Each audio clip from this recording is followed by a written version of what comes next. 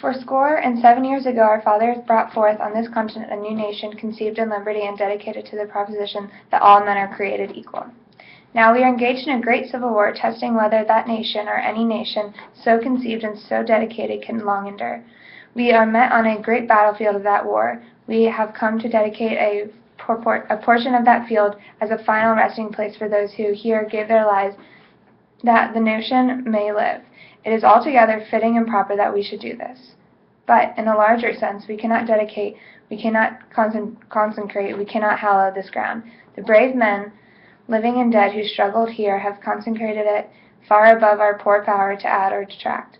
The world will little know, nor long remember that what we say here, but it can never forget what they did here.